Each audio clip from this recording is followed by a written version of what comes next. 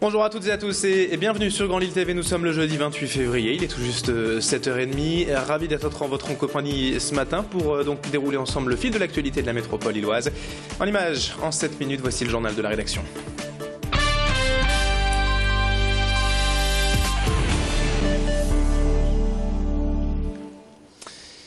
Et en ce jeudi 28 février, on démarre tout d'abord cette édition avec une image décalée, celle du carnaval de Tourcoing, organisé hier par le centre socio-culturel Bellencontre-Falampin. Le carnaval regroupé pour la première fois plusieurs quartiers et plus de 600 enfants ont participé au défilé hier dans les rues de Tourcoing. À l'arrivée à l'école Paul Bert, et pour se réchauffer, ils ont reçu quelques bonbons et une collation, et il fallait bien cela quand même, avec une bonne ambiance et des musiciens pour défiler dans la bonne humeur malgré le froid hier après-midi. Tout le monde, parents et enfants, étaient donc ravis de l'organisation de ce carnaval qu'a suivi pour nous Adélaïde Bollard. Avec les précisions de Didier Ruetsch, le vice-président du centre socio-culturel Bellencontre-Falampin. C'est le carnaval qui est organisé pour les enfants par les centres socio-culturels Bellencontre et Falampin, en collaboration avec le comité Anime tes quartiers qui regroupe plusieurs associations. Ça fait partie aussi, comme il y a le carnaval de Dunkerque. Bon, bien là, nous avons cette petite manifestation pour les enfants. C'est très convivial et très sympathique. L'objectif, c'est la convivialité, le mieux vivre ensemble et faire en sorte que les gens apprennent mieux à se connaître et donner de la joie et du bonheur aux enfants. Retour à présent sur ce qui fait la une de l'actualité dans la métropole lilloise depuis hier matin, cet important incendie criminel, selon les premiers éléments de l'enquête à la Fabrique. La bien connue discothèque de Villeneuve-d'Ascq est propriétaire de Franck Duquesne et c'est un nouvel incendie criminel, donc selon les premiers éléments de l'enquête, puisqu'une voiture bélier est mise en feu donc sur les portes arrière du bâtiment a été retrouvée tôt hier matin par les enquêteurs. Un nouveau geste en fait d'intention criminelle donc envers Franck Duquesne, le patron des nuits lilloises, si l'on peut dire, après un nouvel incendie criminel à l'atelier il y a déjà quelques mois. Et bien c'est donc le deuxième acte délibéré envers Franck Duquesne. Beaucoup de moyens de pompiers, vous le voyez, 70 sapeurs, plusieurs casernes et une dizaine de véhicules ont été mobilisés hier durant une bonne partie de la matinée pour maîtriser cet incendie très important qui a également causé pas mal de soucis sur les routes puisque par mesure de sécurité, bien hier matin les pompiers avaient bloqué l'accès à certains axes autour de Villeneuve-d'Ascq et des 4 cantons.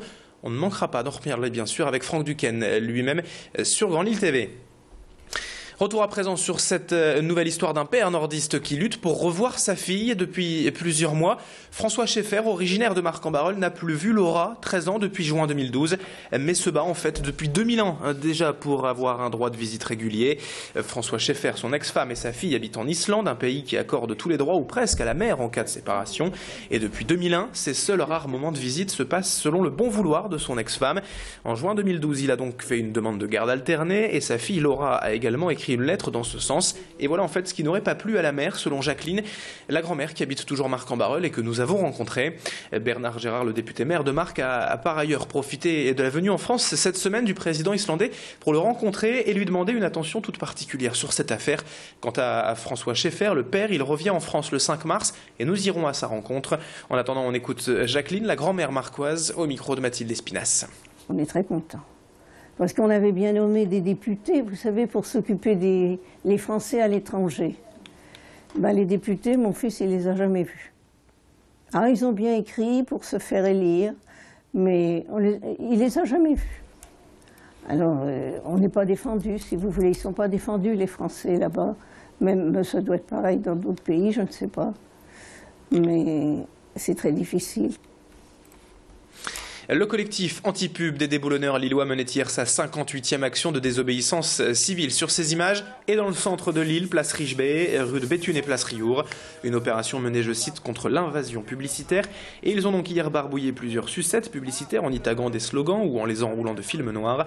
Une vingtaine d'activistes avaient rejoint la mobilisation hier avec une revendication principale que les publicités soient en fait réduites à 70 par 50 cm pour ne plus polluer le paysage et que l'on soit en fait obligé de s'approcher si l'on veut lire le message publicitaire et non plus être contraint de voir partout autour de nous toutes ces publicités. L'action d'hier se tenait également en soutien à 6 barbouilleurs parisiens arrêtés en 2009 pour cette action, jugés ce lundi à Paris et condamnés à 200 € d'amende. Adélaïde Bollard a interrogé Marion du collectif lillois à propos de ces revendications. On va aussi écrire légitime réponse parce que la publicité c'est un message qu'on nous impose et on veut pouvoir répondre à ce message. Voilà, on va aussi écrire des 50 par 70 pour montrer aux gens la taille que pourrait faire la publicité. Et on va aussi écrire Indignez-vous, parce que Stéphane Hessel nous l'a enseigné, on le faisait déjà avant, mais il l'a montré à tout le monde à travers son livre qu'il faut s'indigner. Nous, on est indignés contre la publicité et on ne reste pas les bras croisés, on agit. 7h35 et un tout dernier mot de basket dans ce journal pour terminer avec la défaite du LMB hier en 8e de finale de la Coupe de France. Les Lillois recevaient Strasbourg, un ogre à leur niveau, le leader de Pro A, et sont passés tout près de l'exploit. Les Lillois menaient tout du long du match quasiment et même de 9 points à quelques minutes de la fin encore. Les Lillois ont donc rivalisé avec les Strasbourgeois hier en ne s'inclinant que 2 petits points à l'arrivée, 76 à 74. Un match héroïque donc hier soir pour les nordistes, mais l'expérience des Alsaciens a fait la différence en toute fin de match. C'est tout de même de très bon augure quand même pour le LMB avant la fin de saison et la course au play-off. Les Lillois qui seront de retour sur les parquets ce week-end pour la 25e journée de Pro B. Et là encore un choc au programme, un derby avec un déplacement samedi sur la Côte de Bâle face au Portel. 7h36 et c'est la fin de ce journal. Dans un instant à suivre la météo et l'infotrafic. Excellente journée à toutes et à tous en notre compagnie sur Grand Lille TV.